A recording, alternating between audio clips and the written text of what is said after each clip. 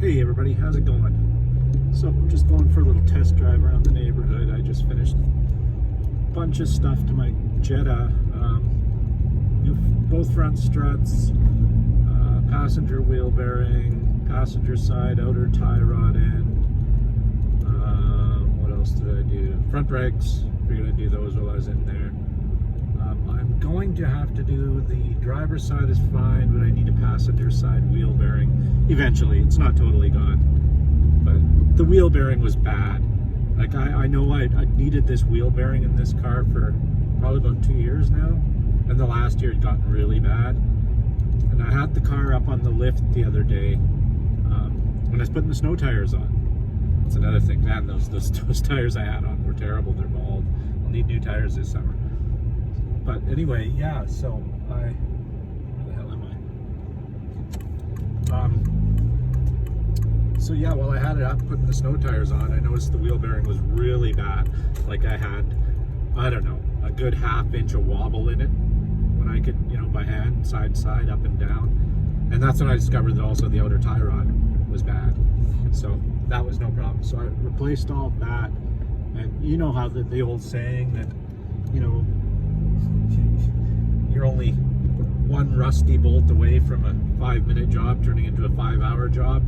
That's how it was. I started doing the struts and the wheel. I was just going to do the wheel bearing last night. I've had the struts for a while, so I was just going to do the wheel bearing last night. I started pulling it apart. Everything took forever. Everything took me forever to get the inner race holder thingy off the. My brains aren't working today. The hub. Jesus.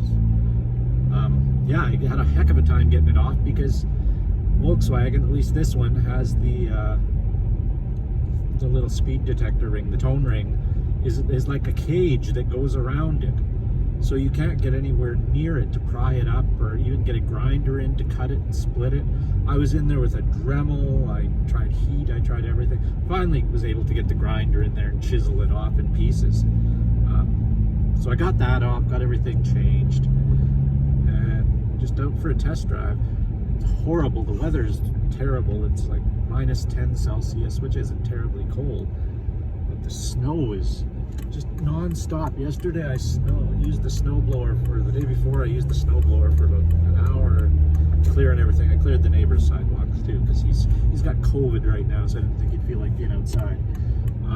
So yeah, I did that, and then now you would never know if there's another foot of snow on the sidewalks.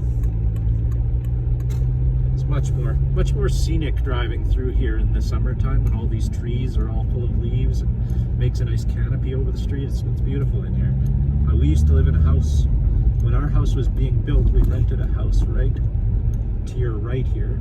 On your right hand side, you see it coming up. It's this yellow one there. That house was where we lived for 2 years while our house was being built.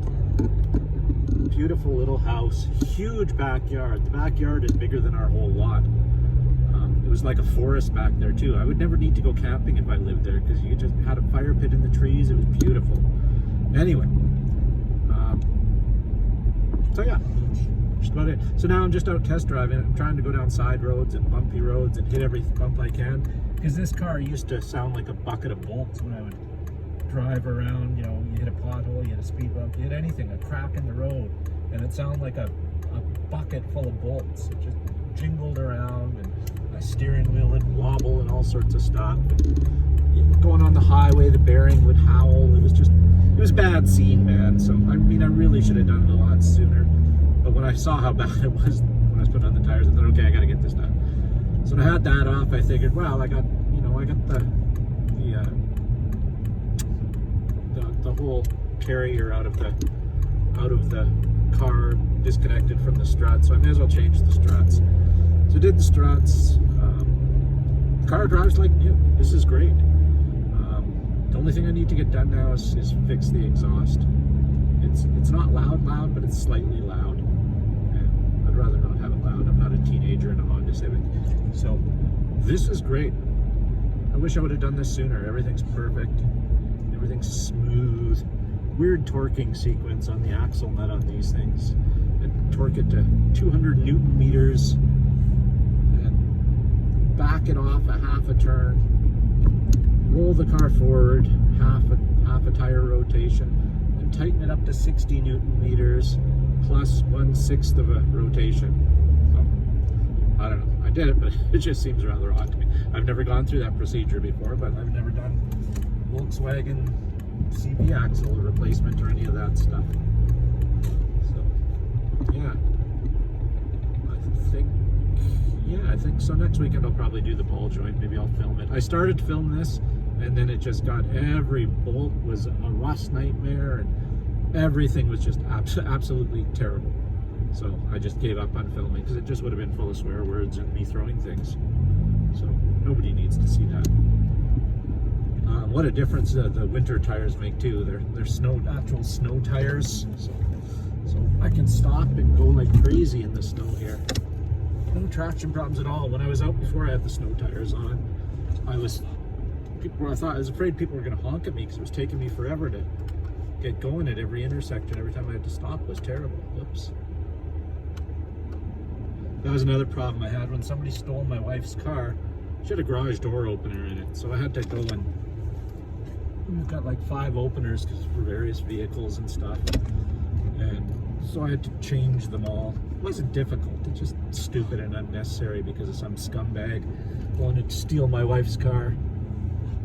I'm really hoping we get that back. It's such a good car. Never gonna find another 96 Honda Accord. Am I spinning? We're on the ramps.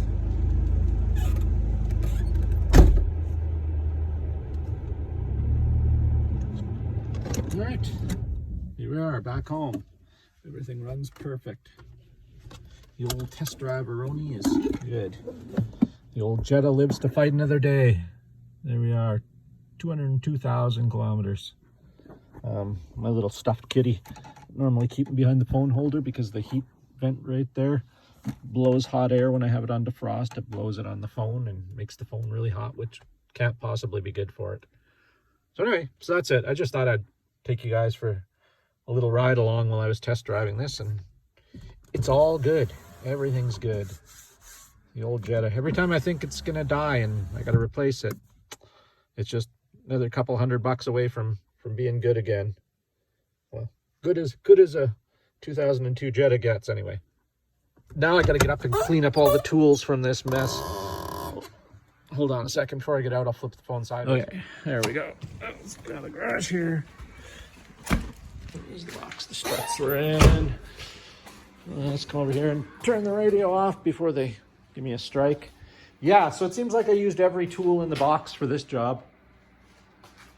A little bit of everything. That was how the race, the bearing holder that had to come out in pieces.